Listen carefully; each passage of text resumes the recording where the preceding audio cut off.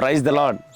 తండ్రి వాగ్దానం, నన్ను బలపరచు అని అందే నేను సమస్తము చేయగలను.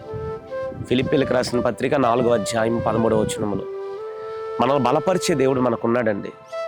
మనం బలహీనులం కావచ్చు, కానీ మన దేవుడు బలమైన దేవుడు. ఈరోజు నీ బలహీనతను చూచి ఎందుకు బాధపడుతున్నావు? నీ బలహీనతను చూచి ఎందుకు కృంగిపోతున్నావు? నీ బలహీనతను చూచి ఎందుకు నేను చేయలేను అనుకుంటున్నావు? మనల్ని బలపరిచే దేవుడు ఒక ఆయన ఉన్నాడండి. మనము ఎక్కలేని ఎత్తైన కొండపై కూడా మన ప్రభు మనల్ని ఎక్కించగలడు. నువ్వు ఎక్కలేవు అనుకుంటున్నావు, కానీ నిన్ను ఎక్కించగలిగిన దేవుడు ఒక ఆయన ఉన్నాడు. ఆ టాస్క్ నా వల్ల కాదండి, అది నేను చేయలేనండి. అవును, ఇది మనిషికి అసాధ్యము, కానీ మన యేసయ్యకు సమస్తము సాధ్యమే. అవును, ఈరోజు మన దేవుడు మనల్ని బలపరుస్తున్నాడు. ఈ వాగ్దానం వింటున్న నీ జీవితంలో నిన్ను బలపరిచే మాట, నిన్ను ధైర్యపరిచే మాట, నిన్ను లేవనెత్తే మాట, నీవున్న స్థితి నుండి లేవనెత్తి నీ చేత నువ్వు చేయలేని పనిని కూడా ఆయన చేయించుకోబోతున్నాడు. దిగులు పడద్దు. నా వల్ల కాదు, నీకున్న చదువును బట్టి, నీకున్న ఉద్యోగాన్ని బట్టి, నీకున్న ఆ మైనస్ని బట్టి నువ్వు చేయలేవు అనుకుంటున్నావు, కానీ నిన్ను బలపరిచే దేవుడు ఈరోజు నీ పక్షాన ఉన్నాడు. భయపడబాక. నన్ను బలపరచు వాని అందే నేను సమస్తము చేయగలను.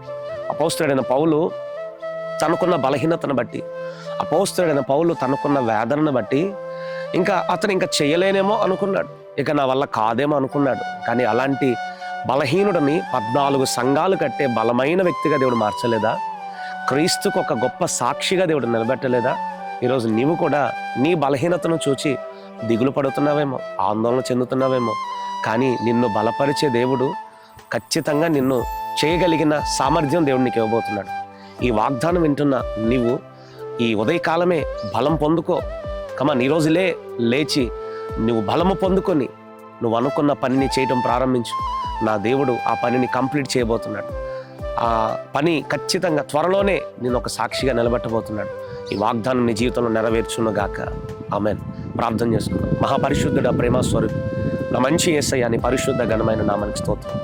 అవునయ్యా, మమ్మల్ని నువ్వు బలపరిచే దేవుడవు మాకుండగా, మాకు బలమునిచ్చు దేవుడవు నీవు మాకుండగా, మేమెందుకు భయపడాలి? మేమెందుకు దిగులు పడాలి? మా మట్టికి అయితే మేము చేయలేము, మా సామర్థ్యం బట్టి అయితే మేము చేయలేము, కానీ మమ్మల్ని బలపరిచే దేవుడవు నీవు ఉండగా మేము చేయగలమయ్యా. ఈరోజు ఈ వాగ్దానం వింటున్న బిడ్డలందరి జీవితంలో, వారి జీవితంలో బలాన్ని దయచేయండి. వారి జీవితంలో బలాన్ని దయచేయండి. వారు చేయగలిగిన సామర్థ్యాన్ని వారికి దయచేసి ఖచ్చితంగా వారు నిలబడి ఖచ్చితంగా బలమైన కార్యాలు వారు చూడాలని, ఈ వాగ్దానం వారి జీవితంలో సొంతం అవ్వాలని ప్రార్థిస్తూ యేసు క్రీస్తు పరిశుద్ధ నామమున ప్రార్థించి వేడుకుంటున్నాం తండ్రి. ఆమేన్.